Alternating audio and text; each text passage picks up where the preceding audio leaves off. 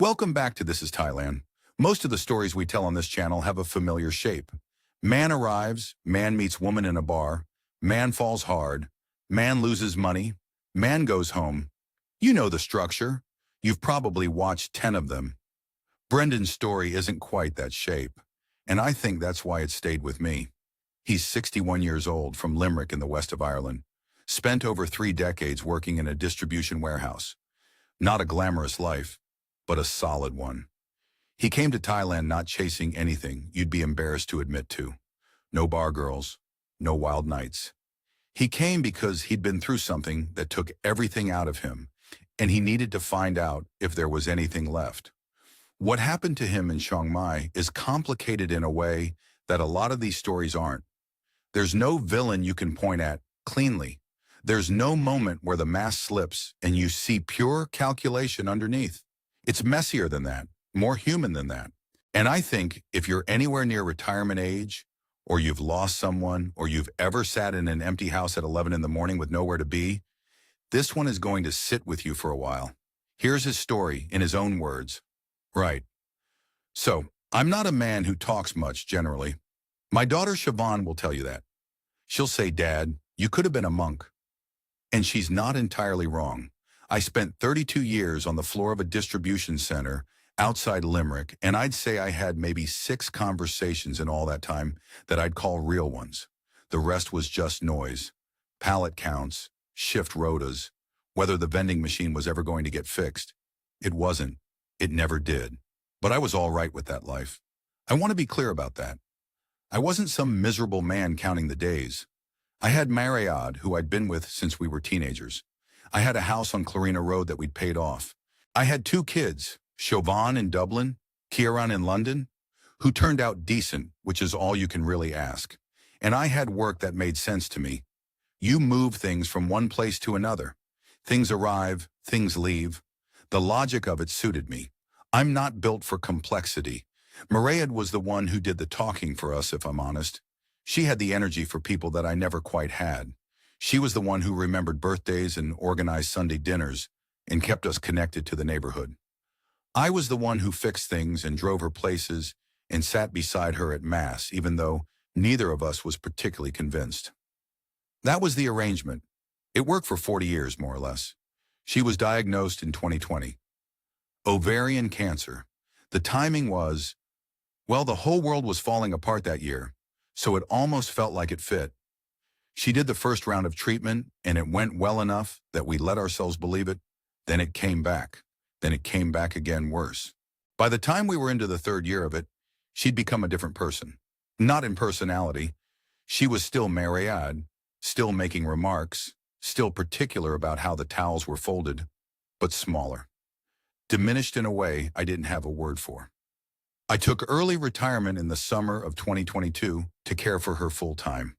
The company were decent about it. I had my state pension coming, and the company scheme kicked in at 60, and we had no mortgage. We were fine financially. That wasn't the problem. The last 18 months were hard. I won't go into the details. Anyone who's been a carer knows what I mean, and anyone who hasn't, the details won't help them understand it. I'll just say that there's a particular kind of tired that's different from being sleepy. It goes into your bones. You're tired of being afraid, tired of watching, tired of hoping one morning and adjusting downward by evening. She died in March of 2023. Peaceful enough at the end, which I'm grateful for. After the funeral, people were good. They were. The neighbors came round, the lads from work sent cards. Her sister was over every other day for the first month. And then, the way it goes, life resumed for everyone else. Which is right. That's how it should work. I'm not saying it with bitterness. People have their own lives. They came when I needed them, and then they went back to their own business, and I was left with the house. The mortgage was gone. The kids rang. Siobhan every Sunday, Kieran at Christmas and his birthday, and when Ireland played England. I had the pension coming in. Between the state pension and the company scheme, I was sitting at about $17.50 a month, euro. And I had $62,000 in a credit union account that I'd barely touched during the caregiving years because there'd been nowhere to spend it and no energy to think about it. By any reasonable measure, I was fine. 61 years old, mortgage-free, income coming in, savings intact. But I'd come home from Tesco on a Wednesday morning, and I'd stand in the kitchen, our kitchen, the kitchen where I'd stood every morning for 30 years waiting for the kettle, and I'd just stand there. Not sad exactly, not anything. Just standing in a room that used to mean something and now felt like a film set with the cast gone home. I'd stand there for 10 minutes sometimes. I know because I'd look at the clock and it would be 9:30 when I came in and 20 to 10 when I finally noticed I was still holding a bag of shopping. That was the problem. Not money, not health, not the kids who were fine. The silence, the particular quality of a house that's waiting for a person who isn't coming back. A fellow from the warehouse, Declan, not a close friend, just a man who talked, one of those people who fills every pause. Declan had done 6 months in Phuket a few years back. He mentioned it constantly. You'd be amazed, Bren. Your money goes 3 times as far. Brilliant weather, the food. He had a whole speech about it that I'd heard 4 or 5 times over the years without really listening. After Maria died, I found myself listening. I'm not going to pretend it was some great research decision. One night in October, November maybe, I couldn't sleep, which was nothing new, and I sat on the couch with the laptop and I put Thailand into YouTube and just started watching. I watched a video about retiring in Chiang Mai, then one about cost of living, then one about visas, then one by an American man about whether you could live there on $2,000 a month. I was there until 3 in the morning. I watched 12 videos total. I remember counting them. A lot of them were about Pattaya. I could tell Pattaya wasn't for me before I'd seen 30 seconds of footage. I'm not judging. It's just, I'm not that man. I never was. The videos about Chiang Mai were different. Quieter. Markets, temples, older expats cycling along the moat in the mornings. It looked like somewhere you could actually live, rather than somewhere you went to do things your wife would have left you over. I booked a 6-week flight in January. Told Siobhan it was a holiday. She said, "That was great, Dad. You deserve a break." And I didn't correct her because I didn't know myself whether it was a holiday or something else. I hadn't decided. I was just trying to be somewhere that wasn't the kitchen on Clarina Road. The flight landed at night. I took a taxi from the airport into the city, and the warm air came through the window, and it smelled. I can't describe it exactly. Not clean, not dirty, something organic. Street food and temple incense and engine smoke all mixed together. And I looked out at the lit-up shop fronts and the motorbikes threading through the traffic and the spirit houses outside the buildings with their little garlands of marigolds. And I cried, sitting in the back of a taxi at 11 o'clock at night in northern Thailand, 61 years of age. Not sobbing, just something released. Some pressure I'd been holding for 4 years without knowing the shape of it. I was embarrassed about it for a while. I'm less embarrassed now. You hold something for long enough, it's going to come out somewhere. Better a taxi in Chiang Mai than the kitchen floor at home. The driver pretended not to notice, which was kind. The guest house was called something I couldn't pronounce. 3 Thai words on a wooden sign, and below it, in smaller letters, Niman Garden Guest House, which was the name I used. The owner was a small woman in her 60s who showed me to my room, pointed at things and named them in Thai, and then left me to it. The room was clean, fan on the ceiling, single bed, window that looked out onto a narrow lane where a motorbike taxi driver sat on his bike all day waiting for fares that mostly didn't come. That was fine. It was more than fine. I've slept in worse places and paid more for the privilege. The first morning I woke at 5 because of the roosters. There are roosters everywhere in Chiang Mai, which I hadn't expected, and lay there listening to the city come alive. Temple bells somewhere in the distance. The sound of a broom on concrete. Someone sweeping their shop front in the dark. Then motorbikes gradually, the way traffic builds. By 6, the lane outside was busy, and I was dressed and out the door. I want to try and describe those first weeks properly because they matter to the story, and I don't want to rush past them. The morning market nearest to the guest house was maybe a 10-minute walk along Niman Road, past the coffee shops that wouldn't open for another 2 hours, and the 7-Eleven that was already doing business. The market was just winding down by the time I arrived that first morning. Vendors packing up, monks with their alms bowls moving through what remained of the crowd. I bought something I didn't recognize from a woman who had no English, and I had no Thai, and we managed fine. It turned out to be sticky rice with some kind of grilled pork on a skewer. Mu ping, I later learned, and it was the best thing I'd eaten in, honestly, I don't know how long. Myriad had been a good cook, but the last couple of years, the cooking had fallen to me, and I'm functional at best. That skewer of pork in a market at 6 in the morning tasted like someone had actually thought about making it. I sat on a plastic stool that was about 6 inches off the ground and watched the market finish its day, and I thought, right, this is something. It sounds small. I know it sounds small. But I'd spent months not thinking anything much at all. The fact that I had a specific thought, a definite reaction to a specific moment, felt like evidence that something was still running. The days organized themselves quickly. Coffee at a place on the corner of my lane by 7. Proper coffee, not instant, which surprised me. Walk around the old city moat in the morning, which took about an hour at a pace that suited me. Lunch somewhere, I'd point at the menu and take my chances.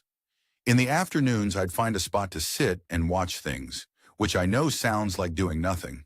But it wasn't doing nothing. It was learning the pace of a place. Then dinner, early nights. I was in bed by 9 most evenings, and I slept better than I had in years. I'm aware I'm describing a fairly boring itinerary. The thing is, boring was exactly what I needed. I'd had 3 years of the other kind. After about 10 days, I started to notice the expats. Not the tourist kind. Chiang Mai has those too, young backpackers and couples doing temples. But the ones who were obviously living there. Older men mostly, with the look of people who'd arranged their lives around this particular city. Some of them were friendly in a way that felt like practice, like they said hello to every foreigner on the chance one might become a drinking companion. I wasn't ready for that. I wasn't ready for much conversation at all, really. But I'd nod, and they'd nod back, and that was enough for a while. The 6 weeks passed. I went to the immigration office on Mahadol Road to ask about extending my tourist visa. The man behind the desk explained my options with the patience of someone who had this conversation 40 times a day. 30 days more, then I'd need to leave the country briefly and come back, or look at longer-term visa options.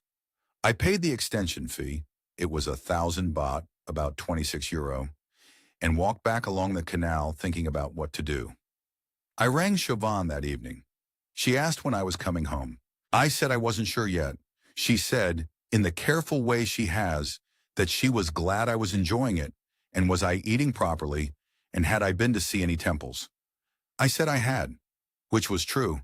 I'd been to Wat Chedi Luang on my second day, stood in the courtyard with the broken towers and the monks going about their business, and felt not religious, I've never been particularly religious, but something, a sense of scale maybe, history that had nothing to do with me, or anything I'd been carrying. I said I might stay a bit longer. She said, all right, Dad. She didn't push. At some point in those weeks, I can't give you an exact date, I stopped doing the calculation before I rang her. In the first days, I was always aware of the time difference, always conscious that it was morning here, and that back in Limerick it was early evening, that she might be making dinner or putting the kids to bed. After a while, I just rang. That might sound like nothing. For me, it meant I'd started living in Thailand rather than visiting it. After 3 months, I extended again. My daughter had stopped asking about when I was coming home. I'd stopped pretending I had a clear answer. The guest house near Nimmen suited me well enough that I didn't look for anywhere else. I'd become a regular in a few places by then. The coffee corner, a little spot near the night bazaar where a woman made cow pad, fried rice. That was good enough. I went back 4 times in 1 week, which she found funny, and a cluster of small shops along a lane about 2 minutes from the guest house. A tailor, a woman who sold fruit from a cart most mornings, a place that did phone repairs, and at the end with a sign in both Thai and English, a small alteration shop. I didn't go in for weeks. I had no reason to. I walked past it every morning on the way to get coffee, and the woman inside was usually bent over a sewing machine with her back to the window. And I registered it the way you register anything on a route you walk every day, present but not considered. Then the collar button on my good shirt came off. I was having dinner somewhere that felt slightly smarter than my usual spots. A Thai restaurant near the Niman One complex, the kind of place that has a menu with photographs. And I noticed the button was dangling by a thread, and I thought about the alteration shop. That's genuinely how it started. A button. I brought the shirt in the next morning. The woman looked up from the machine. She held out her hand for the shirt, examined the collar, said something I didn't understand, and held up 2 fingers. I thought she meant 200 baht. She shook her head and said 20 minutes. Her English was limited but workable. She'd clearly had enough foreign customers to have assembled the necessary phrases. Enough to manage a transaction, enough to be polite. She fixed the button in rather less than 20 minutes. Charged me 40 baht, about €1. I think I handed her 100 and walked away feeling, in a small way, looked after. Her name was Nok. I learned that on the second visit. I went back 3 days later with a pair of trousers that needed hemming. This was genuine. I'd bought them at a market stall and misjudged the length, which is easily done when you're trying things on over shoes you're not planning to wear with them. She took them, held them up, looked at me briefly to gauge the height, and said something that included the word tomorrow. I said fine. I came back the next day. The trousers were done and the hem was straight as a ruled line. I paid her 150 baht, about €4, and said thank you, and she said you're welcome, and I said my name was Brendan, and she said hers was Nok. That was it. That was the whole conversation. I went back a third time about 2 weeks later, and I'll be straight with you. I didn't have anything that needed fixing. I'd gone over the wardrobe that morning looking for something plausible and settled on a shirt where one of the buttons was slightly loose. Not dangling, just slightly loose. I handed it to her with what I imagined was the expression of a man who knows exactly what he's doing and is not going to acknowledge it. She took it, looked at the button, looked at me, and said something in Thai under her breath that I chose not to ask her to translate. She had it done in 10 minutes, charged me 30 baht. When I handed her the money, I said, "There's a coffee place next door. Would you like one?" Very formal about it. Like I was proposing a business meeting. She looked at the machine, then back at me, then at the door to the coffee place. Then she said yes. We sat outside on 2 plastic chairs at a small table and drank coffee that was too sweet. She ordered for both of us, which I wasn't expecting. And we talked in the limited way 2 people talk when they share about 40 words of common language. She asked where I was from. I said Ireland. She nodded as if she knew exactly where that was and what that meant, and maybe she did. She said her name meant bird. I said that was a good name for someone in Chiang Mai. She smiled. It was a restrained smile, the kind that suggests it doesn't come out for just anyone. And I noticed it. She was 44. I found that out later. At that first coffee, I'd have guessed early 40s, which is close enough. She had the look of someone who spent a lot of time concentrating. A slight downward line at the corners of her eyes. The posture of a person who bends over work. She wasn't made up, wasn't dressed for anything in particular, was wearing the same dark blouse she wore in the shop. She looked like a woman at work because she was. I want to be precise about this because it matters. She was not in a bar. She was not approaching me. She had a shop with a sign and a sewing machine and a pile of work on the table inside, and I was the one who came back 3 times with increasingly implausible excuses. I want the record to reflect that clearly. The coffees became a habit. Not every day. She had work and so did I. In the loose sense that a retired man in a foreign city has work, which is finding things to do with the hours. But 2 or 3 times a week, after I'd brought in something or sometimes without any pretense of something, I'd knock on the glass and she'd look up, and sometimes she'd shake her head because she was too busy, and sometimes she'd reach for her jacket. Over the weeks, I assembled a picture of her life from fragments. Divorced. The husband had left when her son was young. 5 or 6, she indicated with her hand at a certain height, which was a gesture that needed no translation. The son's name was Lek. 16 now. Good at maths, she said, in the tone of a mother who has decided this is important. He was at school nearby and came to the shop sometimes in the afternoons. She asked me once if I had children. I said 2. Dublin and London. She nodded at that too.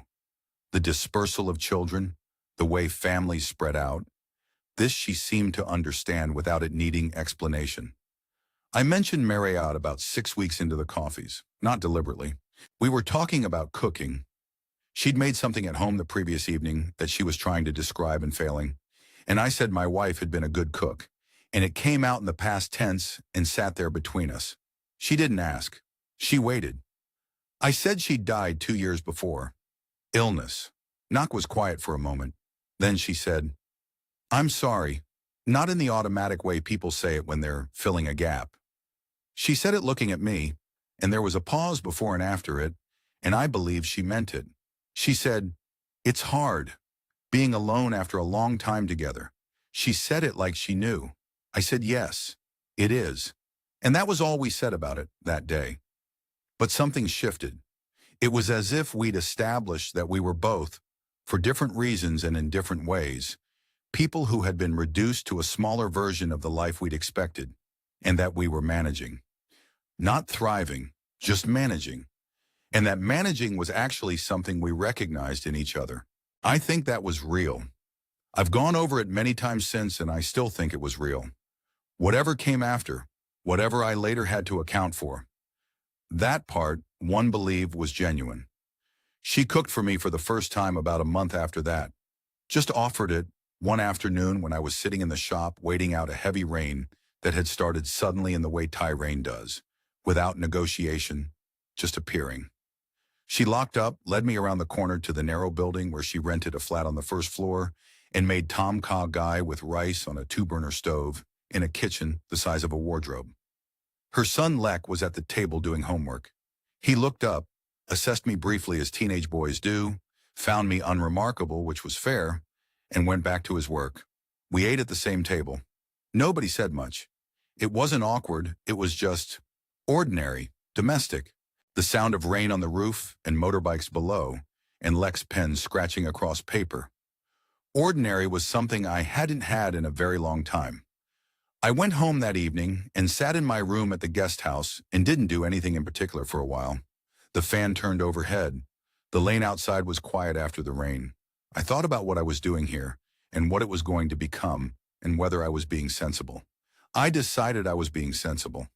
I decided Nok was exactly who she appeared to be. A divorced woman with a small business and a son to raise and no particular interest in complications. I decided we were simply two people who found each other's company useful. And I decided finally that I didn't need to overthink it. That was accurate enough for a while. I stopped counting weeks somewhere around month 6. I know this because I tried to work out how long I'd been in Chiang Mai once and had to go back through my bank statements to figure it out. The weeks had just become time. Summer had arrived. Proper heat, the kind that sits on your shoulders from about 10 in the morning. And I'd adjusted to it the way you adjust to things when you have nowhere else to be. By then, Nok and I were just together. Not in any declared way. There was no conversation about what we were. We were two people who spent evenings in each other's company and cooked for each other and walked along the moat sometimes after dinner when the air cooled slightly. She stayed at the guest house twice a week, then 3 times. Her English had improved noticeably, or my ear for it had. Probably both. The first time money entered it, she didn't ask. That's the thing I want you to understand. She mentioned it. There's a difference. We were having coffee at the place next door to her shop, same plastic chairs, same 2-suite order, and she said her landlord had raised the rent on the shop. 8,000 baht a month, up from 6. She said it as information. The way you'd mentioned, the weather had changed. She wasn't looking at me when she said it. She was looking at her cup. I said that was a fair jump. She said yes, it was. Business had been quiet. She was thinking about what to do. I said I'd help with the difference. 8,000 baht a month, about 210 euro. I said it before I'd fully decided to, and then it was said, and she looked at me for a moment and then looked away and said she didn't want me to feel obligated. I said I didn't. She hesitated, then she accepted. That was it. That was how the first one went. And I want to be honest about how that felt, because it matters to the story. It felt good. I know that sounds strange, But I'd spent 3 years being useful to someone in the most exhausting possible way, driving to hospitals, managing medications, helping a person I loved get to the bathroom, and there was nothing left of me at the end of it. And now here was a straightforward, uncomplicated way to be useful. She had a problem. I had the means to solve it. €210 a month. I'd have spent more than that on absolutely nothing back in Limerick. So that was the rent. That ran for the rest of the time we were together. But I'm getting ahead of myself. The second one was 2 months later. August. She rang me on Line one evening. She always used Line. Everyone in Thailand uses Line. And her voice was different, quieter. Her mother in Royette had a heart condition, had been managing it with some medication, but the doctor had recommended a different treatment course. The cost was 45,000 baht, about €1,180. She sent me a photograph of the paperwork from the clinic. I remember looking at it on my phone in the guest house, the fan going overhead, the lane outside busy with evening traffic. The paperwork was in Thai, so I couldn't read it, but I could see the clinic letterhead and what appeared to be figures. It looked like a real document. I believed it was a real document. I'll tell you what I thought about. I thought about the last year of Mariad's treatment. I thought about a particular Tuesday afternoon in the oncology ward in Limerick, sitting in a plastic chair watching a drip, thinking, whatever this costs, whatever it costs. I thought about how there is no version of yourself, if you're any kind of person at all, that says no to the medication question. You just don't. I transferred the money the next day. I think about that moment sometimes, not with regret exactly, with interest maybe, the way you look back at a decision and try to understand the machinery of it. The truth is I didn't hesitate because I didn't want to hesitate. I wanted to be the man who didn't hesitate. There's probably something in that. The third one came in September, about a month after the medication. School fees for Lek, 60,000 baht, €1,580 for the following academic year at a private school near Nimon. Nok explained it carefully. The local government school wasn't good enough, she said. Lek was bright, had a chance at university if he got the right preparation. She was apologetic in a way that was hard to watch, actually.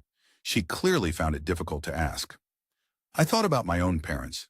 My father working overtime at the factory so that I could go to a decent secondary school. The sacrifices you make for a child's prospects. You don't question those. They're the right kind of expense. The kind that builds towards something rather than just maintaining the present. I said yes. And then there was Somchai. This was month 11. By now we were firmly into what I would describe as a relationship, though we still hadn't used that word. Her brother Somchai ran a motorbike repair business in Royette. I'd heard about him in passing, the way you hear about family members over time, accumulating facts. He was a good mechanic but not much of a businessman, was the general impression. The shop was having a difficult period. Not failing, just slow. He needed 120,000 baht to cover wages and parts until things picked up. That's roughly €3,150. I'd never met Somchai. That was the thing that sat differently about this one. The rent, the medication, the school fees. Those all had a face on them, a person I could picture. Somchai was a name and a situation described to me by someone who had a stake in me helping. I knew that. I registered it clearly, and I gave it anyway. I gave it because I'd already given the others, and it would have felt strange and inconsistent to stop now. I gave it because €3,000 felt like a reasonable amount for a man with my savings. I gave it because by month 11 I was, and I'll be honest about this, I was settled in a life that I hadn't expected to have. And Nok was a significant part of that life.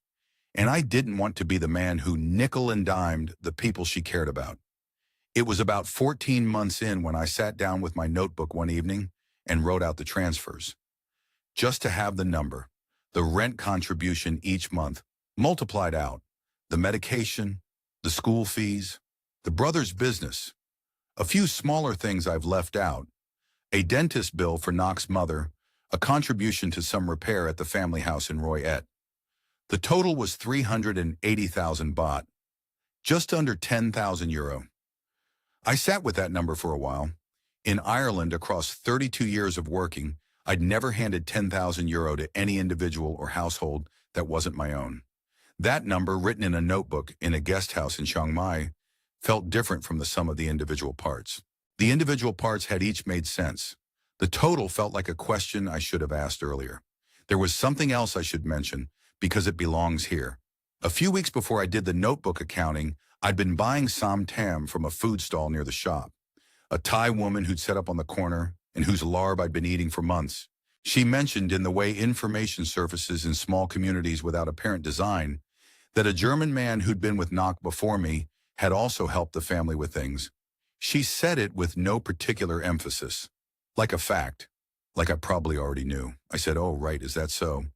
And then I paid for my larb and walked back to the guest house and said nothing about it to Knock.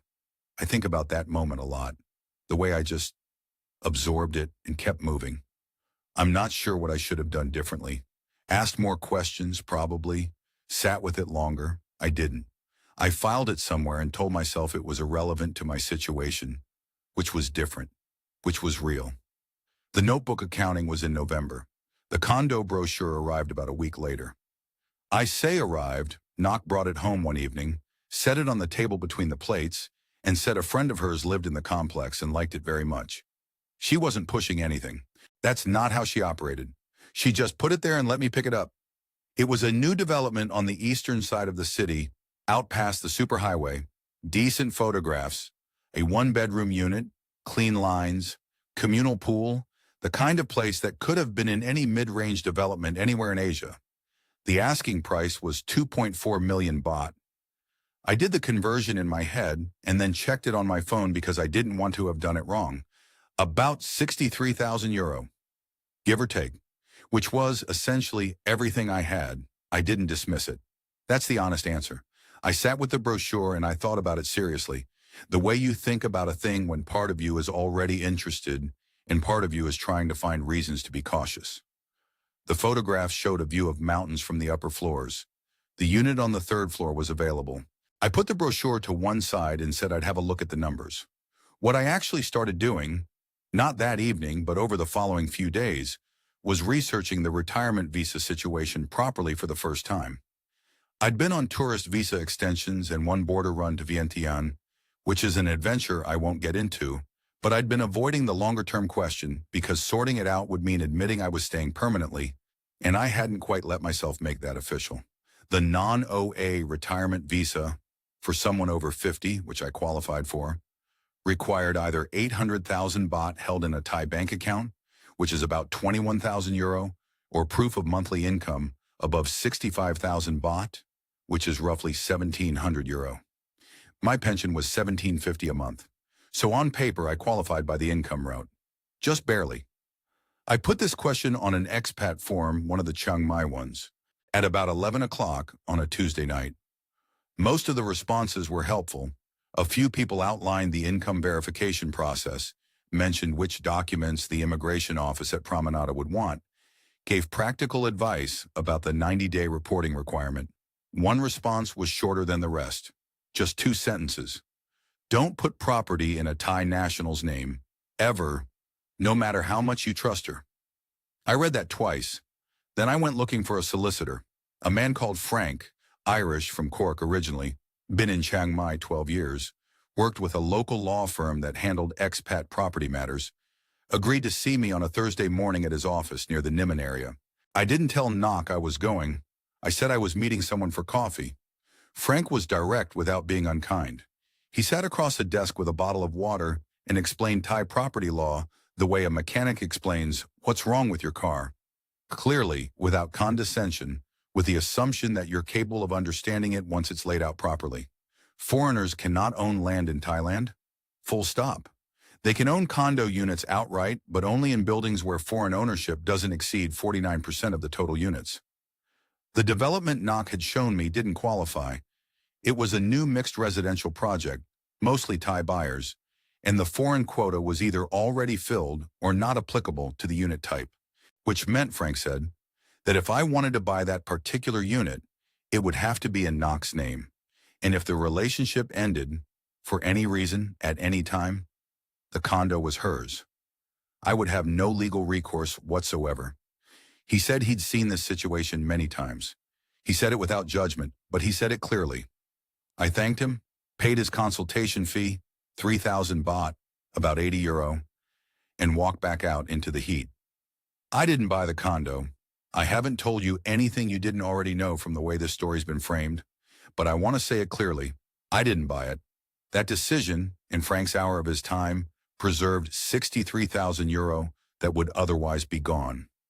I think about Frank with something close to gratitude that I'm not entirely sure how to express. What I told Knock was that I was still thinking about it, which was, in a narrow technical sense, true.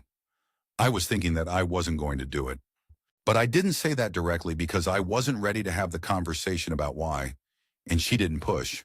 The relationship during those months was, I should say, genuinely good in many ways.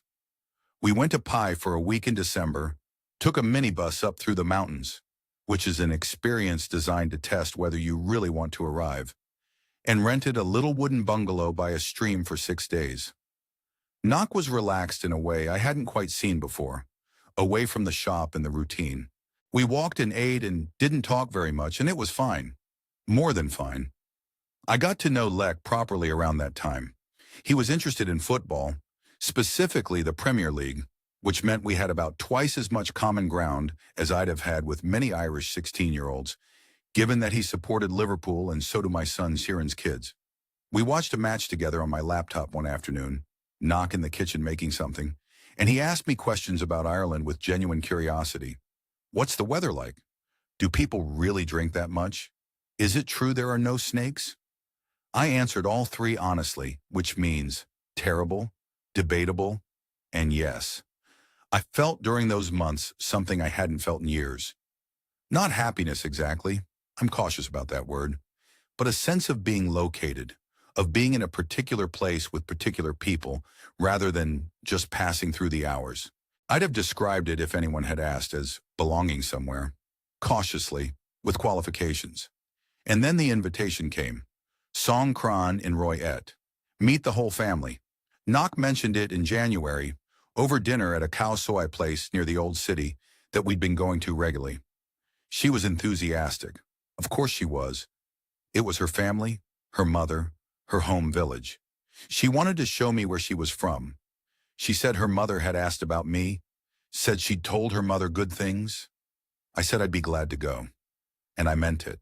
But there was something underneath it I couldn't quite name, not a specific worry. More like the feeling you get before a job interview when you've been telling yourself you're confident and then you notice your hands are slightly unsteady. A registration of something I hadn't consciously identified yet. I went. Of course I went. And for the first day and a half, everything I'd hoped was true appeared to be confirmed. Roy Et is flat in a way that Chiang Mai isn't. The whole province. You drive out of the mountains and the land just opens out, brown and wide, rice fields either harvested or flooded, depending on the season. The road running straight to the horizon with not much to interrupt it. We took a bus, then a Song Thay for the last stretch. 4 hours total. Knox slept for part of it with her head against the window. I looked at the countryside and thought about nothing in particular, which was either peace of mind or avoidance. Probably both. The village was small, maybe 40 houses, a watt at the end of the main lane, with gold trim catching the afternoon sun. A spirit house outside every gate with fresh marigolds.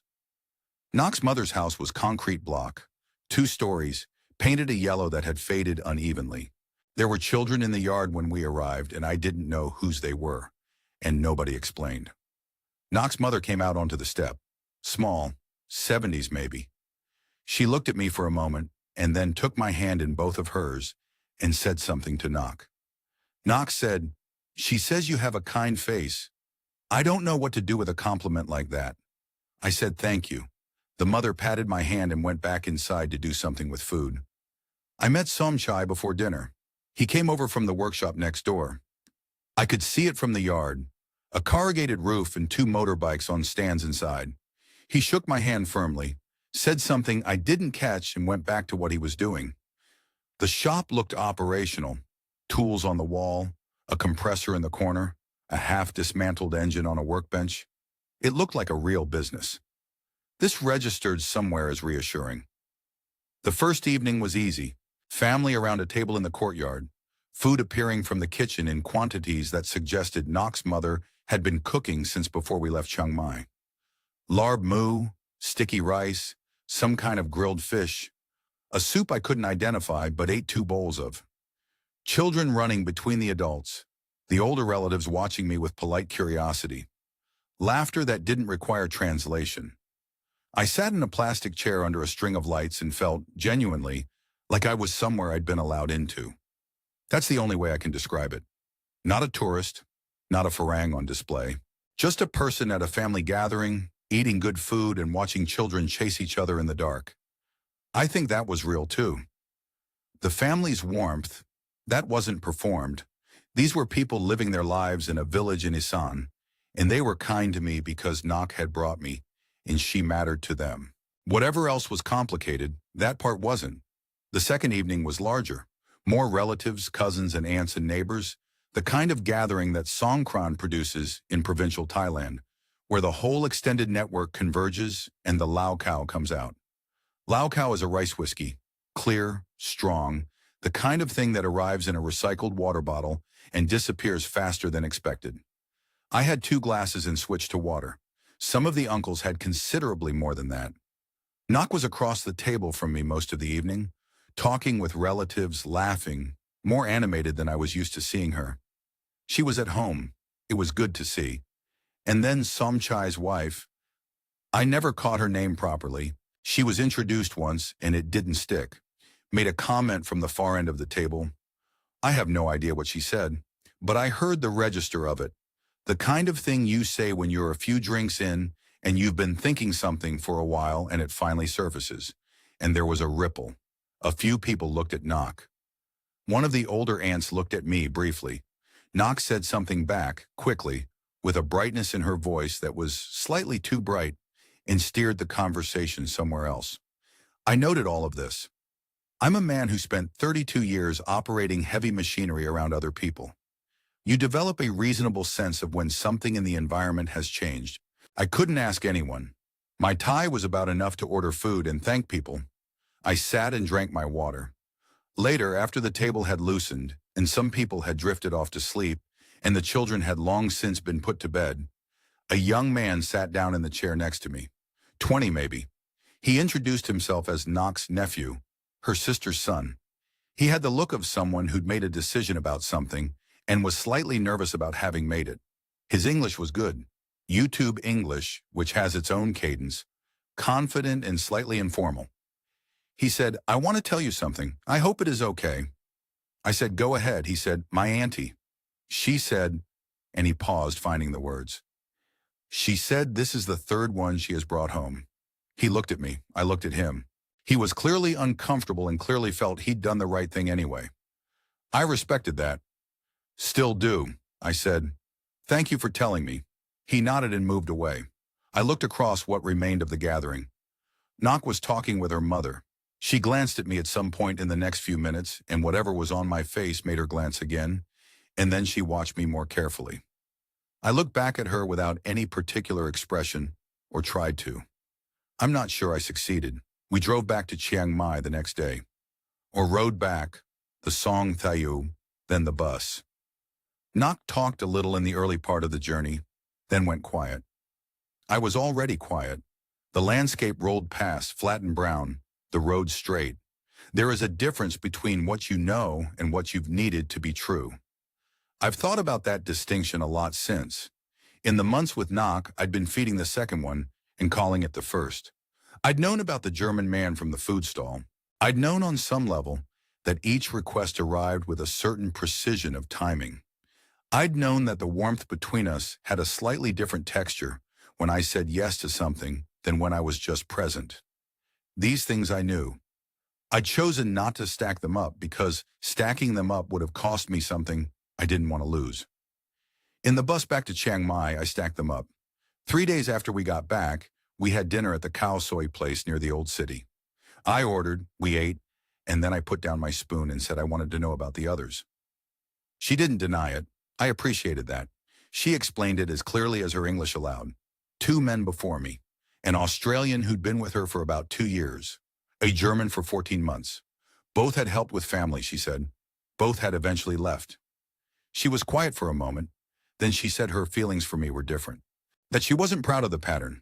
She said it without looking for forgiveness. She said it like a person stating facts. She didn't cry.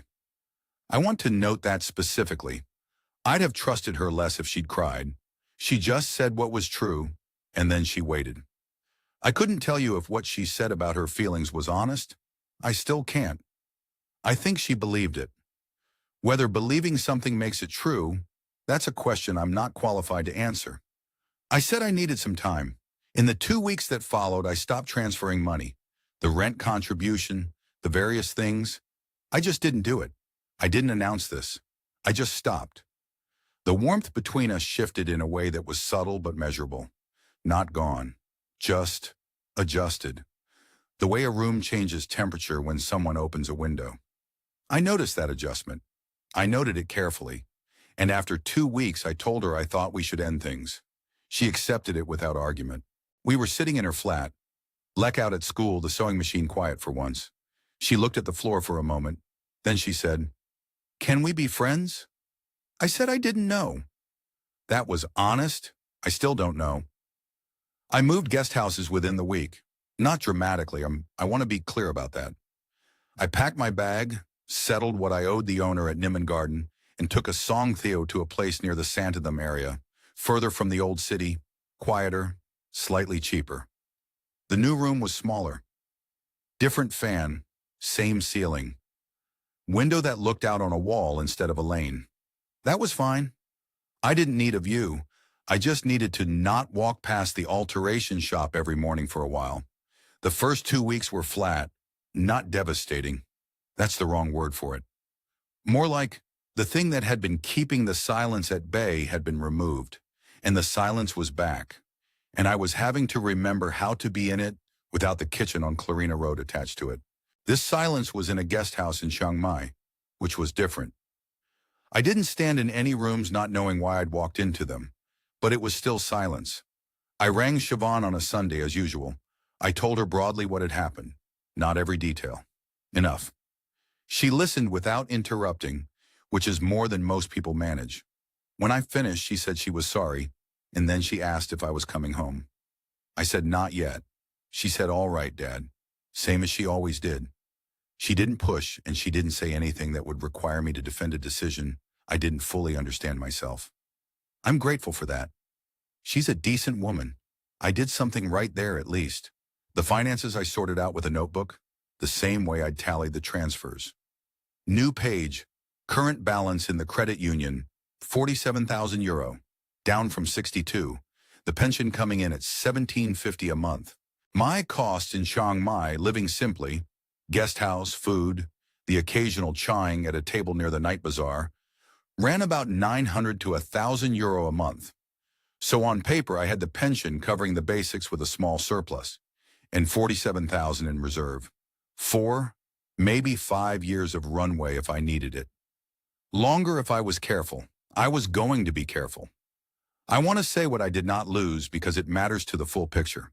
I did not buy the condo. €63,000 stayed in the credit union.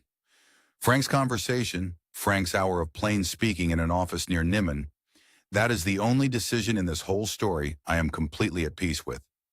I'd like to find a way to tell Frank that which doesn't sound like I'm being dramatic. I'm not sure such a way exists. But if you know an Irish solicitor in Chiang Mai who spent 12 years working with a local law firm and told a recently widowed forklift driver from Limerick not to buy a condo in a Thai woman's name, thank you, Frank. You saved me from myself. I started a Thai lesson, twice a week, Tuesday and Thursday mornings, with a young teacher called Ploy, who works out of a small classroom near the Nimmen area. I started it about 3 weeks after the breakup. The irony of this timing is not lost on me.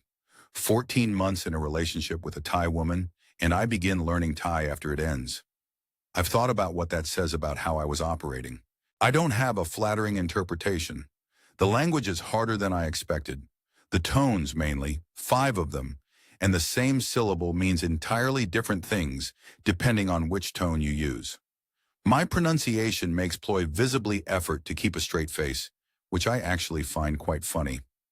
I'm not a man who needs to be good at things immediately.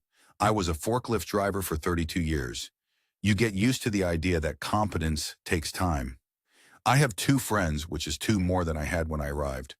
Willem is Dutch, teaches at a private international school near the superhighway, has been in Chiang Mai 7 years, has the particular composure of a man who made peace with his choices some time ago. The other is a man I only ever call Pete, whose full name I'm not sure I've ever caught. Australian, late 60s, runs a second-hand bookshop in a lane near the old city that sells more coffee than books. We drink Chang together on Friday evenings at a table outside a bar near the Phi Gate. We don't talk about women much. This is, I think, a deliberate and mutual arrangement. People ask me whether Nok was using me. When I tell this story, that's always the question. I've been asked it by people who want a simple answer. Yes, she was. Classic Thai scam. Lesson learned. And I understand why they want that. It's tidier. It lets you file the story in the right drawer. The honest answer is more awkward. I think she needed money, and I had money, and she was also genuinely fond of me. And in her circumstances, those two facts existed in the same person at the same time, without contradiction. She was not a villain. She was a woman with a son to raise, and a mother with a heart condition, and a brother who was a good mechanic but not much of a businessman. And she had developed over time a method for managing these obligations that involved foreign men who had money and were lonely enough to share it. She wasn't proud of the pattern. She told me that herself. I believed her. I also ended the relationship. Both things were true. What I'd have needed to understand before I arrived, and I'll say this once clearly because it's the thing I wish someone had said to me, is that retirement income that feels modest at home can feel like abundance abroad. And that gap in perception will be noticed by people around you long before you notice it yourself. My $17.50 a month, which in Limerick was a pension I was grateful for, but not comfortable on, was in Chiang Mai a sum that marked me as a man of significant means relative to most of the people I was spending time with. I didn't understand the weight that carried. I should have. I'm all right. I want to say that plainly. I'm 62 now, 47,000 euro in the credit union, pension coming in, a routine I've built from scratch in a city I chose for the wrong reasons and stayed in for better ones. Shaban rings on Sundays, Sharon at Christmas. I have a Thai lesson on Tuesday. I have Chang on Friday with Willem and Pete. The roosters still wake me at 5. I think about my Rayad sometimes. Not less than I used to. That's not how grief works in my experience. Just differently, I came here because I couldn't stay in that kitchen in Limerick any longer. I'm not in that kitchen. I'm somewhere else entirely. That much worked. I think I'd have given Nok more money if I'd had more money. That's the honest answer to the question nobody quite asks, which probably says more about me than it says about her. That's where Brendan's story ends. For now, anyway. He's still there. Still in Chiang Mai. Still taking his Thai lesson. Still at the table near Tha Phi Gate on a Friday evening. We've told a lot of stories on this channel. Plenty of them are cleaner than this one. Man arrives, meets woman in a bar, loses everything, goes home. You can draw a straight line through those. Brendan's story doesn't have a straight line. He came here grieving. He found something that was partly real and partly not, and he lost money he can account for, but not a sum that ruined him. And he still isn't sure, and I believe him when he says this. He still isn't sure whether she loved him or used him, and he's settled on the idea that it might have been both. The financial loss was survivable precisely because he made one good decision before making several imperfect ones. He walked into Frank's office and sat across a desk and listened. That conversation preserved 63,000 euro. Everything else, the rent, the medication, the school fees, Somchai's business, that was, as Brendan himself put it, the cost of being human in a situation he didn't fully understand. A note on the cultural side of this, because it's worth saying clearly, Thai family obligation is real. It isn't invented to extract money from foreign men. Eldest daughters in provincial families carry genuine responsibility for parents and siblings. Medical costs in rural Thailand fall on family. These are not fabrications. The question Brendan couldn't answer, and that none of us can answer from the outside, is where genuine obligation ends and a pattern begins. Sometimes those things aren't separate. If you've watched this and recognized something of yourself in Brendan, if you're recently retired or you've lost someone, or you've sat in a room at midnight running the numbers on a Thai retirement visa and thinking that could work, this isn't a video telling you not to go. Thailand is a real place where real people have built real lives, many of them happy ones. The message is smaller than that. Know your numbers. Know the law before you commit it. Know why you're lonely, and be honest about whether the thing quieting that loneliness is something you can afford to let hold all of your savings. And maybe, just a thought, take the Thai lesson before the relationship, not after. Thanks for watching. This is Thailand. If Brendan's story is someone else's story, share it with them. And if you've got a story of your own, we're listening.